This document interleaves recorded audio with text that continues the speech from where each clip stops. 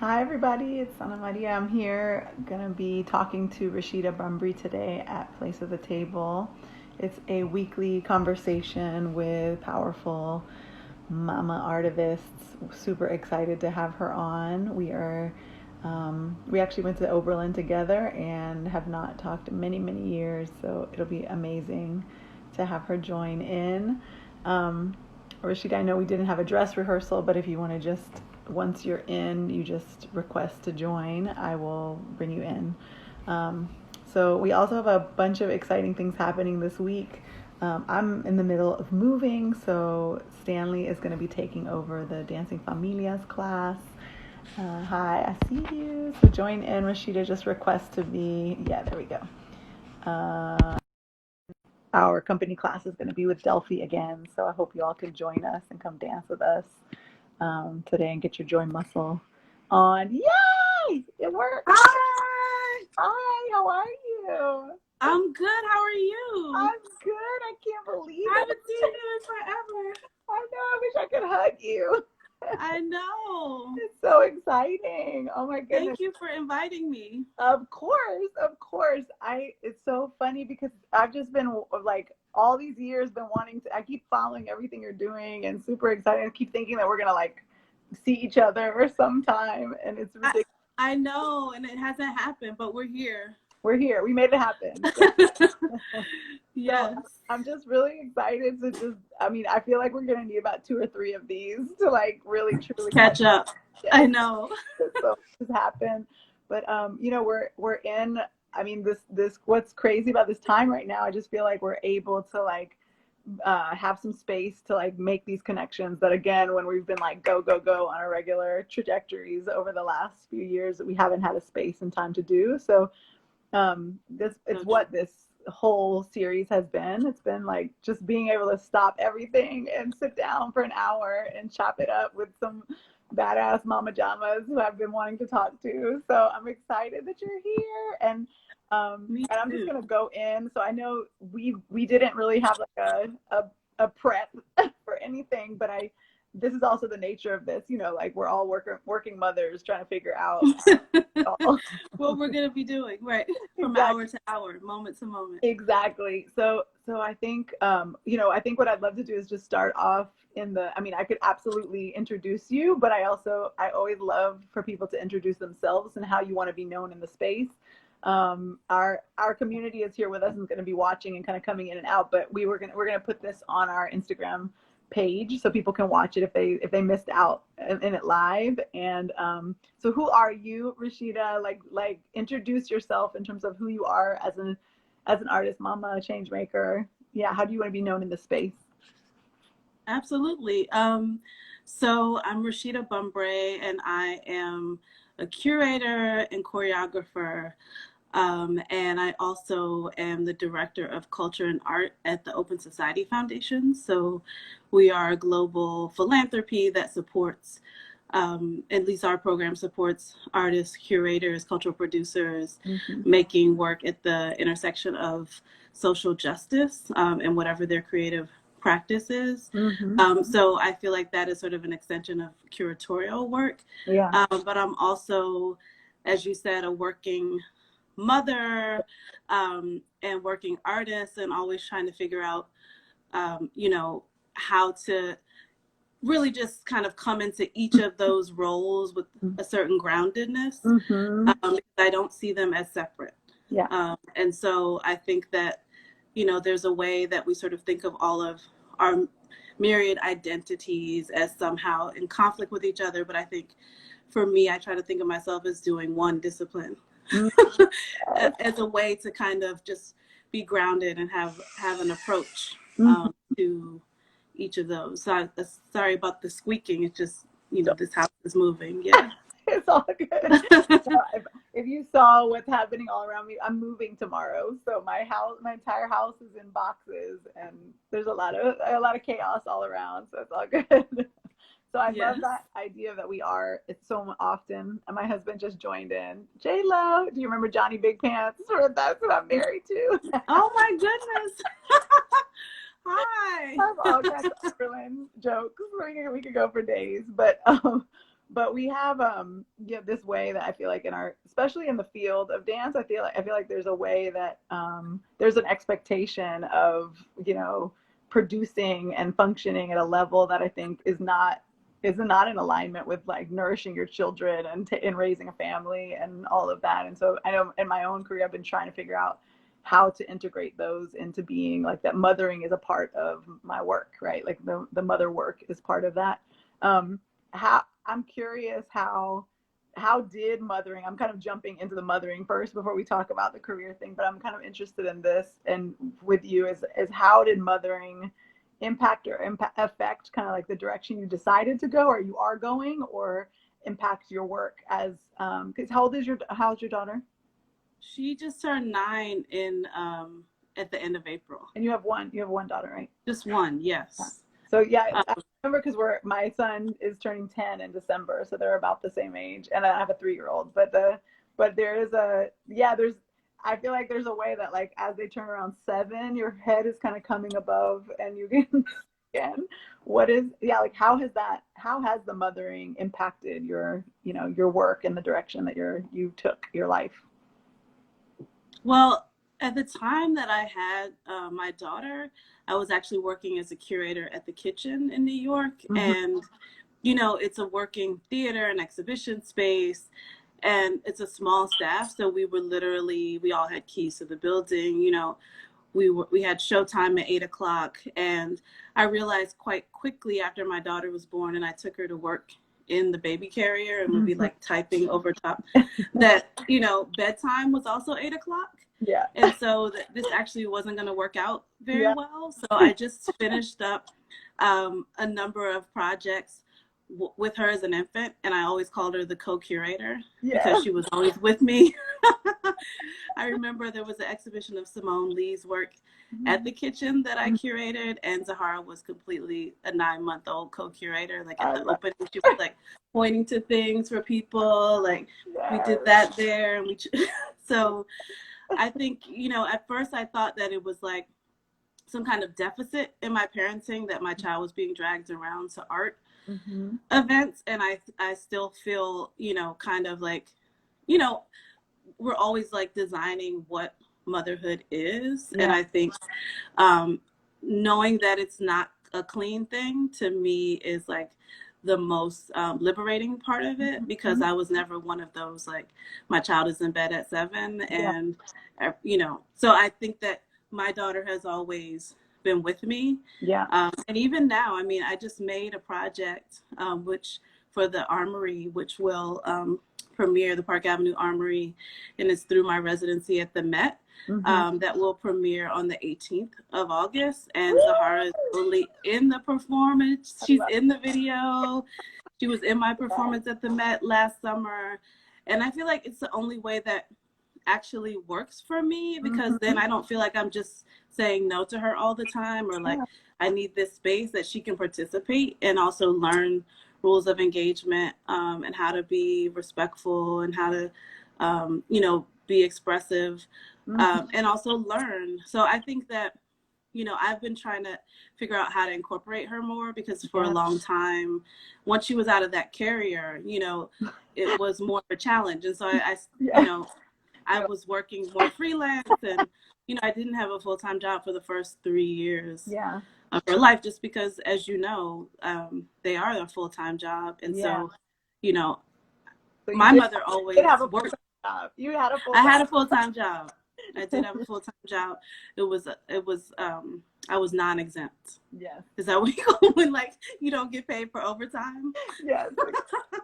So I had that full-time parenting job, and, just trying to make sure that I didn't, like, completely disappear from the world. Because I think that is the anxiety at the beginning of being a parent, or especially a mother, that somehow your life and your work will not continue, or will vanish. It gets invisibilized. Well, I think of so much when you're talking about how Paying grew up, you know, with her mother being an urban bushwoman, and like grew up like her father being, you know, a jazz musician, just like growing up inside of the art making and the power of that is with our kids, of them seeing us turn ideas into reality. I mean, I think about specifically the two pieces that I've made since Sid has been born, and him seeing me talking and thinking about crazy ideas, you know, experimenting with props in the front yard, or like doing, you know, like all of these things where he sees an idea then turn into something that he sees on stage, like that, the power of that for them to understand that what's in your imagination is completely possible, you know, like you can create and manifest and design whatever you can imagine. I just feel like that's such a that's so, you can't teach that any other way than being inside of the way that they've grown up, right? Yeah, and it's also reaching for us. I feel like I really started making my choreography once I left the kitchen, because, you know, even though I thought like, oh, this may be more difficult because I'm a parent, it actually gave me the space, like knowing that I couldn't do a job where I was there until 11 o'clock at night, or, you know, meant that, you know, there was also opportunity for me to start thinking more about my work as a dancer and choreographer. And so even doing the Ring Shout and Run Mary Run, that all happened while like in Zahara's first year of life. And so like even the videos from the Whitney, you hear her crying, like it's like one, it's like locked into, you know, that moment is like her being present. Right. I'm so curious. So I've just seen video of Run Mary Run. Is that's the piece that you did? What you said when she was one? Was she one, or? She was one. Yeah. It was on Mother's Day in 2012, and she was born like a year before. Amazing. So it was like her birthday party was like the same week. I love it. At the time, they'd be like, "What? My birthday party?" And then when they look back on it, they're gonna be like, "What? You premiered a piece on my birthday?" Exactly. So I'm so curious because I know that like where you and I met was Dancing Diaspora at Oberlin, and then I see the work, and I'm seeing Anike in your work too. So I'm so curious about that whole, like, how did that happen? How did you, like, what is the relationship of that work that you're doing with the work that was happening in Oberlin? And Rashida, I think about how much we were struggling inside of Oberlin to even be allowed to create in the kinds of ways that we were trying to create, and with the kinds of forms that we were trying to legitimize and say mattered, right? Like all of that struggle, and then where we are right now at this moment feels like it's such karma, right? It's so true. It's so true.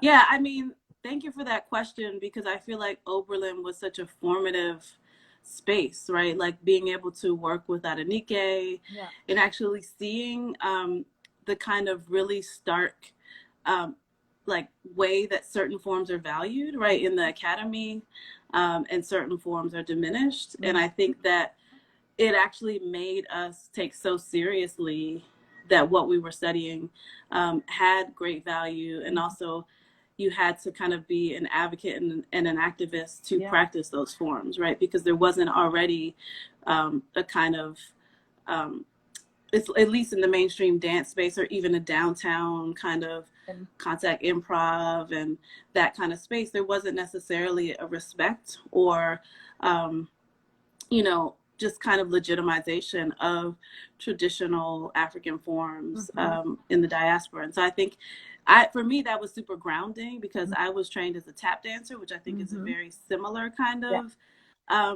form in terms of where it lies in the canon, and people sort of thinking of it only as vernacular or popular, which we now see being quite the center of the dance world, right?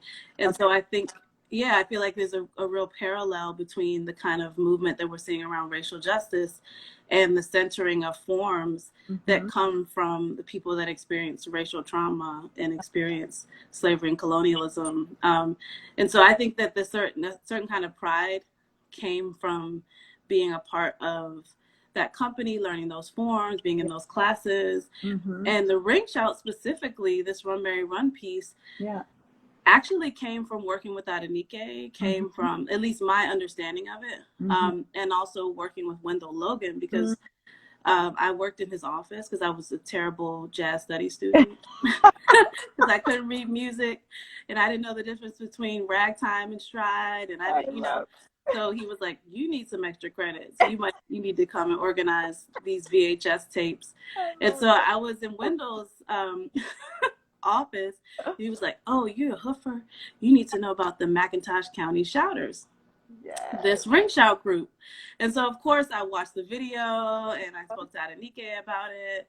And she was like, yeah, this is our folkloric form. Like, this is the African-American folkloric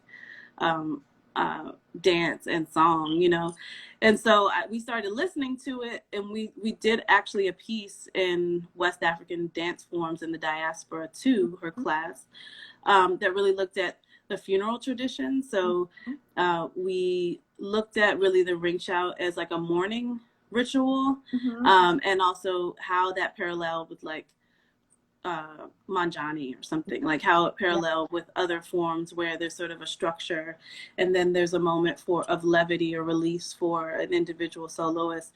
And so we really were kind of investigating that in the music in those songs.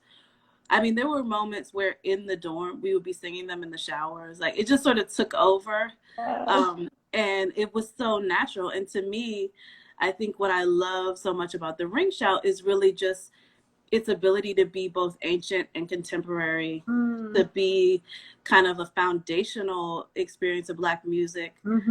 Like, there's this image of John Lee Hooker where he has the chalkboard and like a graph of Black music, and it starts with like ring shout, work songs. That's like at the very top, and so you really feel that, like, when you perform that music and you sing that music, you really feel similar to how you feel when you dance in a circle. Like, this is the foundation of all American form, right? American, like, you're like, oh, I get it now. Well, you were even looking at the video of it was like, I think it was like the Indigo or one of the fundraising videos that I saw you all. Oh yes. And even the rhythm, got. That's Caminal. That is comparsa from Cuba, right? Like, that's totally in relationship. And you were talking about the drums being illegal and this whole thing, in Cuba where people weren't allowed to drum in public spaces, but they would bring, okay, Bill, I'm gonna bring my frying pan and my spoon and be like, right? The diaspora being this incredible conversation and relationship that has been divided inside of borders, but once we actually really start learning about the music and learning about each other, it's all in conversation with each other, right? I mean, I was like, they're doing comparsa. That's what, like, I had no idea. I didn't connect the ring shout to comparsa, but they're in relationship with one another rhythmically. So absolutely, or in the clave too. Like, I was hearing elements of the clave underneath all of it. It's great. I love it. I love it too, and I feel like it's a language that is like diasporic. Like, I feel like it really speaks, like you say, to traditions in Haiti, in Cuba, in the Caribbean, Trinidad and Tobago. And I really love that because I know when I was in diaspora and we would go see Ballet Folklorico de Bahia, for example, and I was just so excited. And then I would be like slightly sad, like, what is the African American folklore, And so that's how this conversation with Adenike started, of like, it's really important because there isn't a folkloric African American community company, right? Right. I feel like Alvin Ailey is like the closest thing we have to that, where he's dealing with the church and dealing with, modern dance that's inspired by these kinds of forms, right? Yeah, it's so. I mean, that's like ballet. Was it ballet Hispanic? Oh my God, I'm like blanking on the name. The ballet hispanico, which is the the Latino version or Latinx version of Ailey.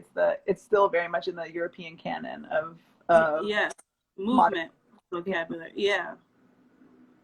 So I'm curious, is there because just full disclosure, I've much been like with Oberlin, like in terms of I have not been in relationship with, I mean, I felt like so much of my relationship with that dance department and my, upbringing in that dance department was about resistance and was about fighting and was about advocating.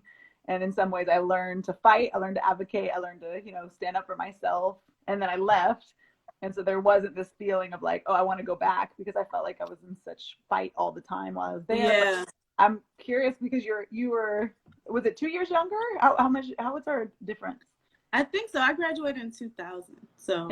Oh, no. So we're 1 year. I graduated. Right? Okay. So but I feel like there was some like major ripples happening that year. And I'm curious, do you know what's like, is this thing that's happening in the field right now and in the institutions? Because I'm seeing like, USC has Gisabella Grimes teaching fundamentals as part of the like core curriculum, or like things that are happening in university spaces where these forms are being uplifted as what they really are, which are deep, rigorous set of dance forms that need to be understood in order to actually understand the field.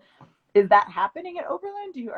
Are you hooked into that at all, or do you? Well, what I am hooked into and thankful to Adenike about is really her legacy of students. So the group that I've done most of the performances of Run Mary Run with is called Dance Diaspora Collective. Okay. So it's basically like alumni, and some of those alumni are like much more recent, and they're her students, and she would say, this person can do it. They have the kind of form and movement vocabulary. Oh, so yeah. So I think that work, and that's amazing. Yeah. So I didn't have dancers, I had my friends, and most of those friends in New York were like Raven, Johanna. Yeah. It's like the people who we all dance together. And so I was like, we're doing this dance. Y'all want to do it? And so it was kind of this informal, right? It's like, oh, we have a company. It's basically just people. And that we're all trained with a certain ethos, but not only ethos, with a certain historical knowledge of these forms and how they are connected spiritually, how they're connected musically and movement wise, etc. So, I think that was really helpful, because then you don't have to go down to a level of explanation of like, and so I've never done I've never auditioned people to do it. I've only invited people, and even some of the people that I've invited, like incredible musicians and singers, are just people that I know and love. So like Lisa Harris is in Texas, and we went to an installation at Project Row Houses.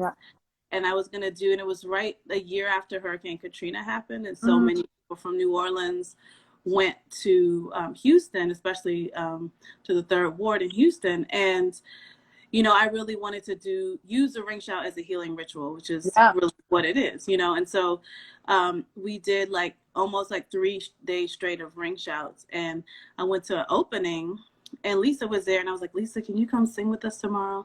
And Lisa showed up in a white choir robe, cotton choir robe, and she's just been singing with us until now. She's in the Black America Again Project with Common, and just people where I love that person. And they just bring so much to this performance. And so it's really been that way. It's really been alumni, friends, family. My sister's been in it, my daughter, my cousin. Una familia. So are you, because I in my original question when we were messaging back and forth, I was saying my understanding is you more of as a creator, but not of thinking of it as a company. But are you thinking of it as a company? Do you all function as a company, or do you function really as a group of people that come together when it's time to perform and share? Yeah, we primarily function as a collective where we come together for the performances and for rehearsals. Primarily just because I've never had enough money for the work to sustain a company. And so literally, everyone is also in different places. You know, like, so we have folks that are coming from Ohio or South Carolina or Houston or DC. And so it's always that kind of like, we travel and we build in the rehearsal time and then we do the performance. So we haven't actually had a functioning company in that way. And I think the time that it became most like that was really during that time of the Whitney, because we were just sort of figuring out the piece. And a lot of people did live here at the time. So we had lots of rehearsals, you know, lots of kind of development time for the piece. And also when I had a residency or a grant from Harlem Stage for E-Moves was another time that it was more sort of functioning that way, just because I had to make new work and we needed an extended amount of time for the iterative process of that. Is the group of people that you work with, I mean, you're describing it as like it's fluid, there's people that come in and out. Is it different every single time you do it? Or there are a couple people that are always there? Like they're I'm always there. I mean, there are definitely a couple people that are always there, but it definitely changes. Because, you know, I would say we function more like jazz, where, you know, it's like different musicians every time, and you have the same music, but it's going to sound different because they're different musicians. And so that's really how it works, you know. And it's also, I always call it site responsive, because it really is spiritual work, and it really is based on what's happening at the place where we're doing it. So, for example, we did it for Bradford Young's Black America Again, which was a sort of short film / music video for Common. We were in Baltimore, right in the neighborhood where Freddie Gray grew up and also where he was killed.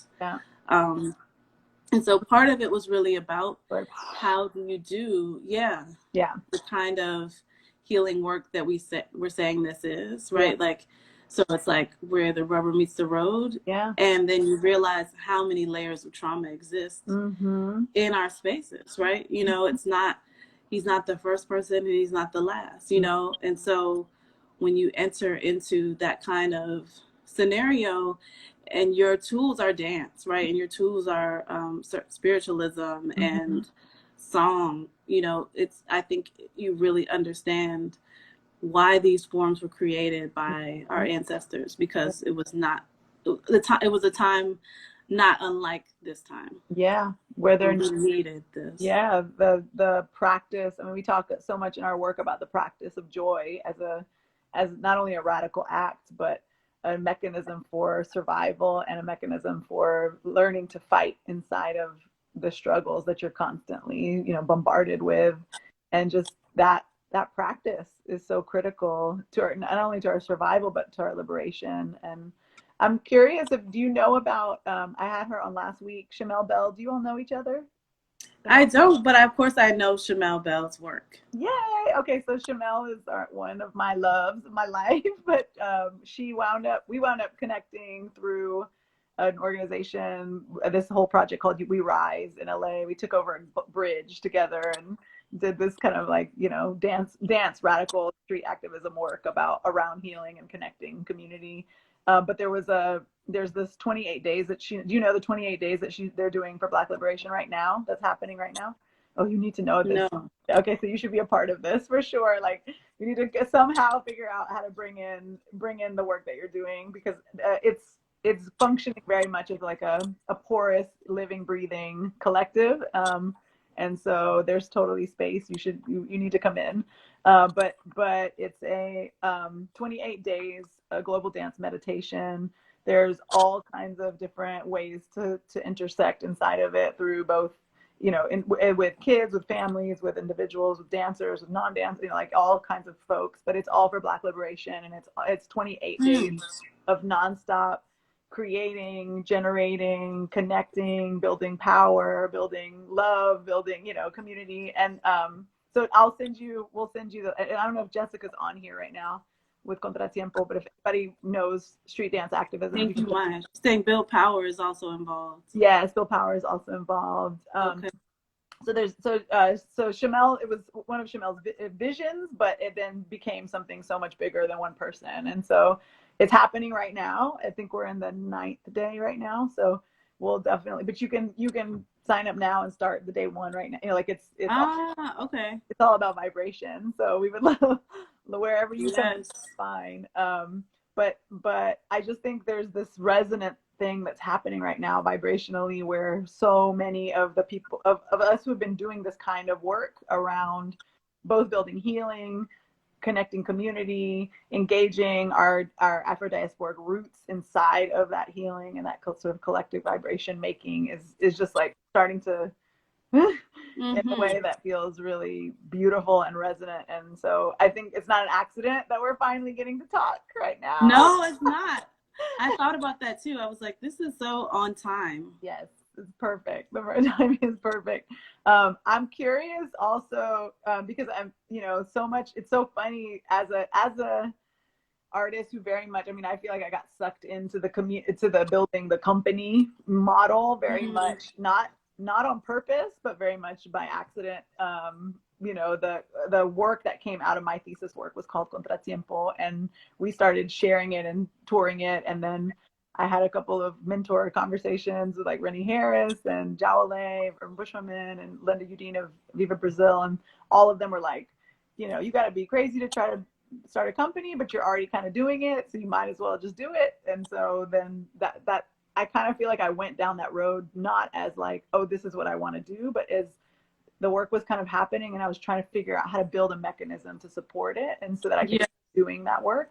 And in some ways, where we are right now, it's feeling a little bit like that model is just broken. It's not working. It's not serving anyone. It's not serving our capacity to be in alignment with our values. It's like, it's a model that's based on white supremacy, on the hierarchy of capitalism in our field. And there's so many ways that I feel like it's a blessing that the whole shit goes down, because it's going to allow us to be able to find new models.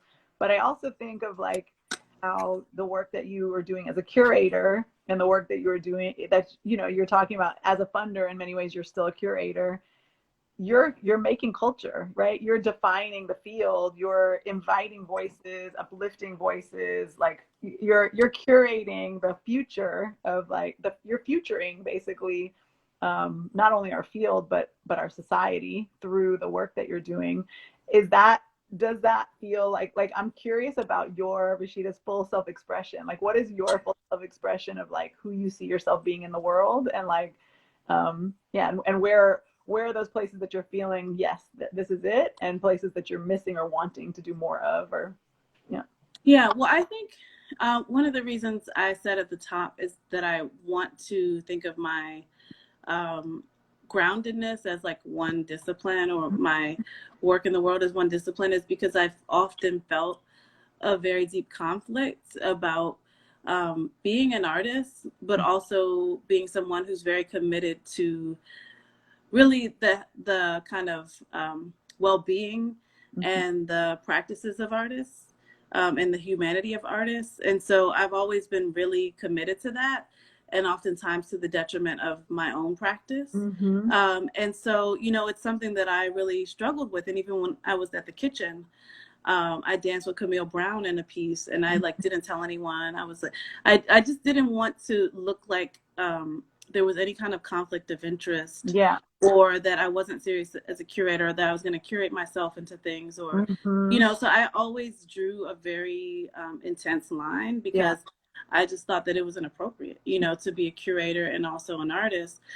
But I think obviously the field has changed, right? And there are a lot of people that are themselves practitioners that are also making decisions and supporting artists, whether it's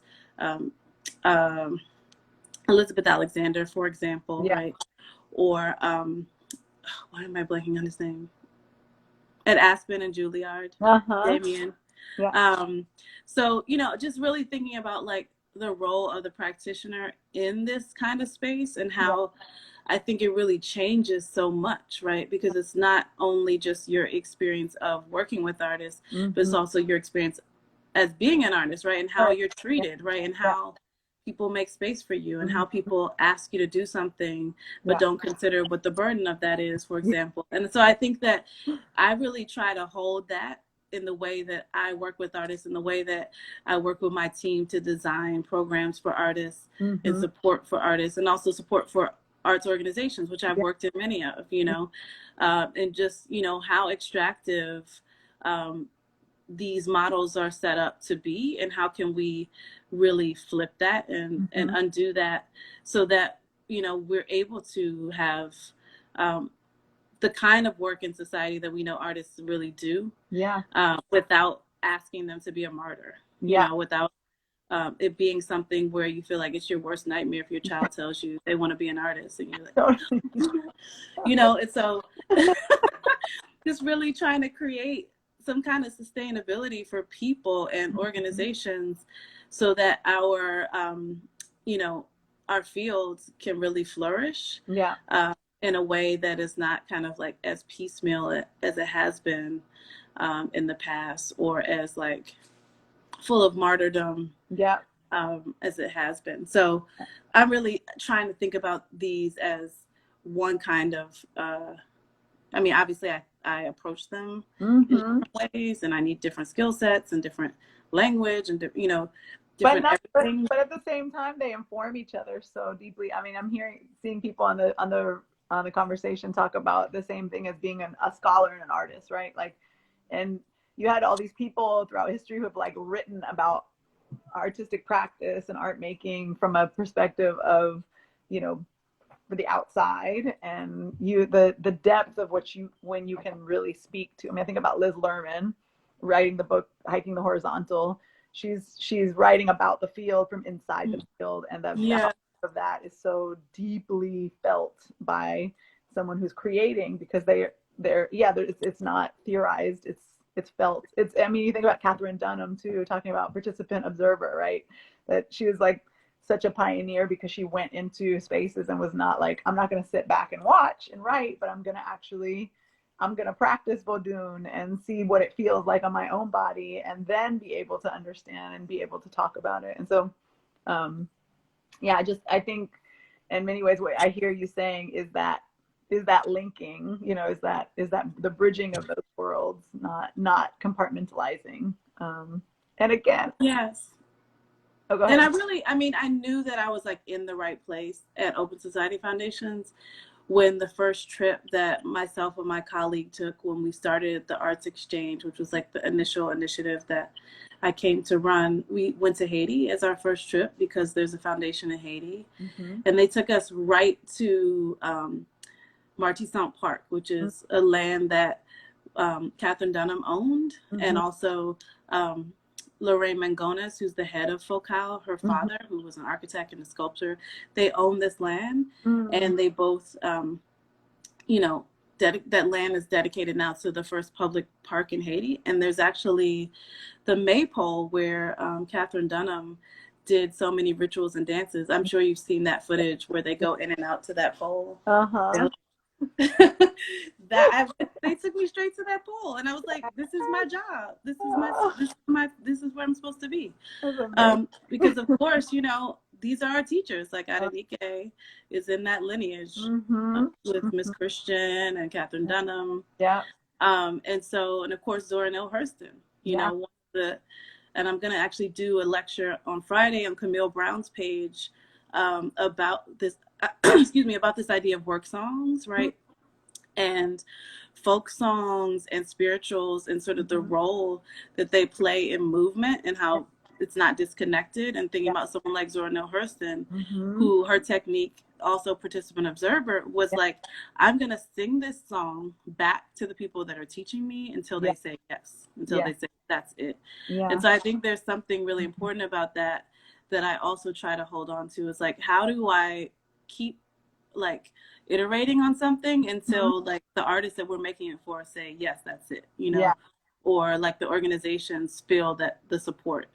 And so I think, you know, just having that kind of ability to listen, I feel like is my kind of like, if there was a discipline, I would be like, I'm a listener. Power. It's a yeah, that's my superpower, is listening. Oh, I don't know if my family would say that, but I try to approach work that way. The oldest? Are you the oldest in your family? No, I have an older brother. I'm a middle child who thinks she's the oldest. You know, I'm like the bossy middle child. Because I am the bossy oldest, so I like to think how to listen, but in reality, I'm a bossy child. Me too, absolutely. And actually, my cousin Malik famously said that. Yes. Like, and I think I was like 5. He was like, I don't know what Ra's gonna be when she grows up, but she's gonna be the boss.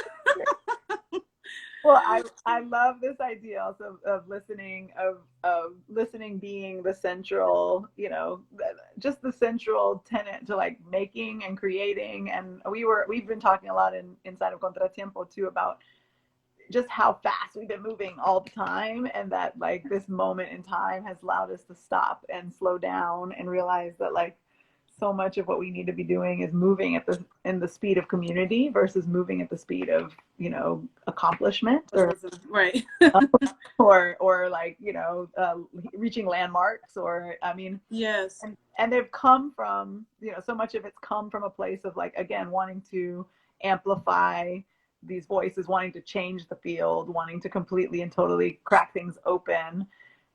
And I think that there's a space that drive in some ways is participating in a system that is actually not working. And so I'm super excited about just how we are creating these spaces of listening as a way to like move forward the field, right? But move forward in the speed of community and the speed of what needs to be really that reciprocal back and forth being at the core and the root of everything that we're doing.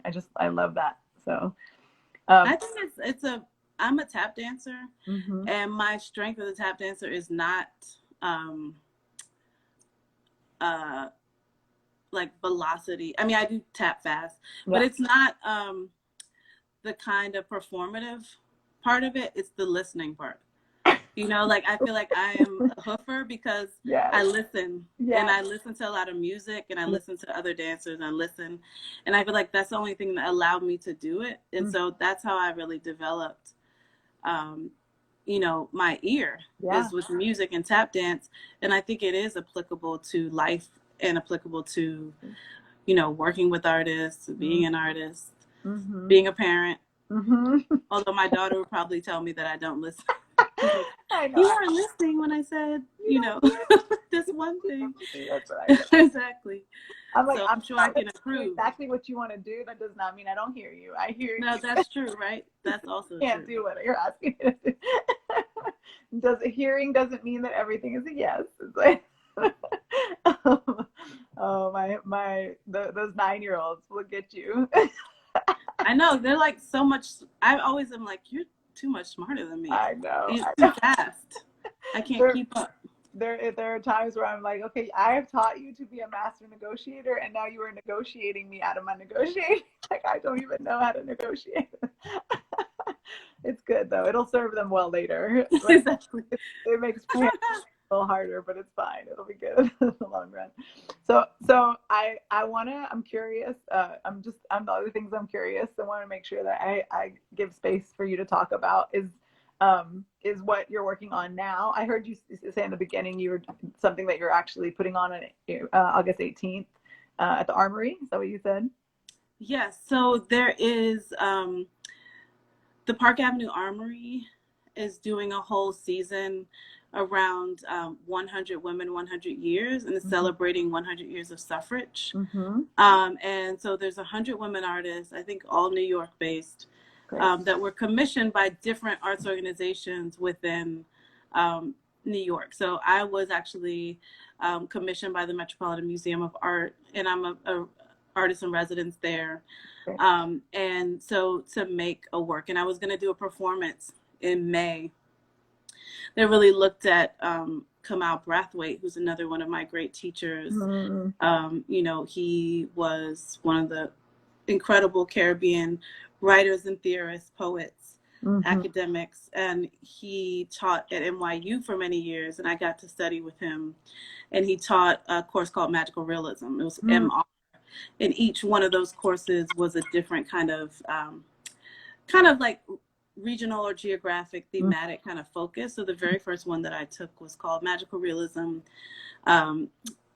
Amazonia and the Coral Plantation, and he spelled coral CHORAL, and so it was really about just the area, like the kind of region of the Amazon, the Caribbean, and really the coral being the bones of African speaking and singing, and how we can tune into that. And so that was a very, very foundational and also transformational kind of study for me, was with Kamau Brathwaite, and he passed away actually in February. And part of my what I learned from him was really, again, about listening, again, about the kind of sounds that come from the earth and the herbs and the ocean, and when you turn downwards, and really the cosmology of the circle, and really just thinking about what is our aesthetic, what is the magical realist aesthetic that allowed us to survive in the new world. And so I was really interested in making this kind of triple ring shout that would deal with this idea of cacophony, because he always talked about cacophony and prism, right? That it's not double consciousness, but it's like multi-consciousness. That we're working with. And so I was really interested in trying to dig more into that, just because I think with my own practice, the listening makes me super precise in a way that I feel I'm resistant to a kind of surrender. And it always happens, right? Like in every performance, we get to that point where you have to surrender. It's like the spirit comes down, but it's always for me when the music starts to sound bad, like to my ear, right? But to my spirit, it's like, yes, this is where we're going. Let's go. And so I wanted to kind of just like task myself to do that, right? To not just have this very clean music, clean transitions, but actually to kind of like investigate what happens when you layer these things, these songs, movement, etc. But of course, COVID happened, and so that performance didn't happen in May. And I was thinking just a lot about some of the forms that exist in the Metropolitan Museum of Art's collection that kind of deal with similar magical realist aesthetics. So like the G's Bin quilters in Alabama, and they are like magnificent artists who make these quilts, and many musicians have responded to their work, and they are, of course, musicians themselves. They sing these spirituals, and so I've always been really interested in these quilts. And so I really started to think about like, well, what is inside these fragments? Like, where is the cacophony? Because the quilts themselves are that kind of cacophony. There's like color, right, and there's shape, and and there's one of the Petaway family who's one of the most famous, but they're all famous, but you see multiple quilts made by people with the Petaway last name. I remember seeing one of the films made about them, and she said, I don't piece no fancy quilt. I just sit down and I piece, And so I was just thinking about that, like, what is inside of these quilts? Like, what is the sort of intentionality that's inside of these fragments, and how they're put together and create like many crossroads. And so I made a piece which will be shown on the 18th, and I think it'll be up just indefinitely after that, on the YouTube page for this project, 100 Years, 100 Women. And it's really just a film about the tradition of braiding rice and okra seeds and other things into the hair of your loved ones before separation. So whether it's separation at the Middle Passage, or whether people were escaping slavery into maroon communities, that they actually braided this rice into the hair. So they would like lay the rice in and then braid it together to cover the rice, so that no one knew And, you know, the reason we know that this tradition happened, one, I mean, I've heard Kamal actually gave a talk where he spoke about this. He talked about, you know, and especially when you think about the Middle Passage happening over 400 years, and even beyond that, when you read Barracoon and Zora Hurston and stuff, you realize that the lines around it are more blurry, right? But if you think about 1619, thank you, Nicole Hannah-Jones. If we think about that as a starting point, then, you know, we have 400 years, right? So there's no real shock and surprise. Like, I think in my imagination as a child, I thought of the enslavement process as something where you were just living your life and someone snatched you. But like, after 400 years, we know that this is happening, right? We know that we're living in fear, sort of like what we're dealing with now. We know that if we walk outside, we could be murdered. Right? Like, that's not, it is a shock, and it is, you know, traumatizing, and all those things are still there, but it's a reality. And so Kamal spoke really about, like, what did it mean to prepare someone? And so he told a story of this girl or woman where when it was time for me to leave, they wrapped pumpkin seeds around my waist. And, you know, I preceded all of my weapons within me. So this idea of, like, everything that you took, you had. And so, you know, I thought about the pumpkin seeds around the waist and the rice in the hair as, like, and then he says, I was sent, tell that to history. So even the idea of, like, you know, this like people who were snatched, right? And that somehow it was like a blip in history, when in reality, like, if you think about the cultural production of people in the New World, I mean, it's like, like we said in the beginning, the foundation of American music, you know, came from these things. The foundation of Caribbean, Cuban, all of these things, Afro-Brazilian, it's all coming from the people that were snatched. And, you know, and so this idea that we were sent with a certain intentionality, I think for me is a very different orientation in terms of how do you prepare for a moment like this? How do you prepare for a moment of the revolution, intense trauma, right? Of the revolution, you know, in a moment where children are being taken every day, right? And so this idea of, you know, I made this piece really just about the kind of love that we give to our loved ones before separation. But I think it transcends that. It's really about as armor. You know, this idea of all your weapons within you, this idea of, like, when you're braiding and grooming your child or cleaning their face or hugging them, that you're preparing them for war. You know, but that the way you do that is through love. And so, and the, you know, people talk about, like, you know, why are we not wanting to do the same thing to America that America has done to us? And it's because the way we survived this was through love. Yes, we were warriors. Yes, we're all these things, but it wasn't because we're going to kill you next. And you know, like, that was never the sustaining thing, right? Oh, I love it. I'm so excited to see this. I can't wait to can you please make sure that you put on the comments when we post this where people can watch and see? Oh, of course. Yes. Of course. I was going to do it now, but you mean during this? Okay. I mean, you can. I can never type while I'm doing this. I know. I don't actually.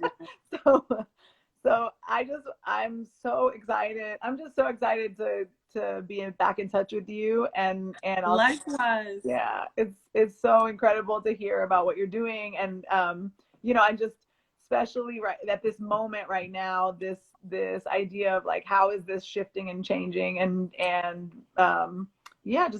just completely and totally reformulating how we're thinking about our art making, and what we're even able to say, and what's being heard in a way that's very different and distinct than it was and before, even like the last 4 months. Honestly, I feel it's an exciting time to be making work and to be alive, and so I'm glad that you're to be alive. The basic things we're thankful for right now, right? Yes. Oh, you know what? I'm saying that grateful for it all. Grateful for it all. Yes. If people are joining in at the very end, this was an incredible conversation, Rashida. I'm so excited for people to go back and watch it from the beginning. It will be living on our IG page, on our Instagram page. So please share it out. And thank you just so much for taking some time out of your, I know, busy mama artist schedule and sharing yourself with us. It's been it's my pleasure. I love talking to adults. Yeah. It makes me feel like a real person. You're like, oh, right, we can have one conversation at a time, you know. I'm telling you, this is why I decided to do this during quarantine. I was like, I need to have adult conversations as a part of my weekly ritual. Yes. This is my weekly ritual, adult conversation. And thank you so much, Ana Maria, for this invitation and for your work, continued work, and for being brave enough to start a company, right? Even when all the elders were like, I don't know what you're talking about. They might have been right. They might have been right. No, but I always remember you that way of like fearlessness. Oh. You know, like you were going to do the thing and like face whatever was difficult about it, like after you decided to do it. And I really appreciate that. It's so important. Oh, thank you. Thank you so much. I'm super excited. We're gonna keep in relationship and keep connected, and our babies need to meet each other one day soon. I know. All my family's in New York, so they all like basically have moved there eventually. So that's where I go home whenever I go home, and John's family too is all in New York. So when all this is over, I'll get to see you somehow. When you can come to New York safely, then we will meet and have our children meet. I look forward to that. I love it. Well, thank you so much, Rashida. Have a beautiful afternoon. Everybody who's you too. Also, just so you know. Thank you, everyone. Every Wednesday at 9 o'clock in the morning, which is 12 o'clock for you all, there's Dancing Familias, which is a free community dance jam. Get down with kids and families and anybody who wants to just move and groove and practice their joy muscle. So Stanley, our incredible community engagement specialist, is teaching it tomorrow, and I normally teach it, but I'm moving tomorrow, so I'm not going to teach it tomorrow. Yes, you can take a day off to move. Bringing it. Yes. Yes. So, and then also I want to share on Thursdays, Delphi teaches a grooves class every single Thursday at 12 o'clock which is 3 o'clock Eastern time, but 12 o'clock our time. So people come out and just dance with us and get down. And I promise you'll leave feeling sweaty and feeling like, you've raised that vibration. And, I mentioned it before, but the street dance activism, 28 days, global dance meditation, everybody should check that out. Incredible work happening there. And Rashida, I'm gonna connect you offline with Shamel so that you all are linked. Thank you. I'll be honored. I'm just writing it here. Street dance activism. Okay. Street dance activism. Very good, y'all. Much love, everybody. Have a beautiful day. Thank you so much. Thank you, everybody, for joining. Yes. Thank you, Ana Maria. Thank you. Good luck with your move. Yes, thank you. Thank you. I need it. All right. Bye. Take care. Bye.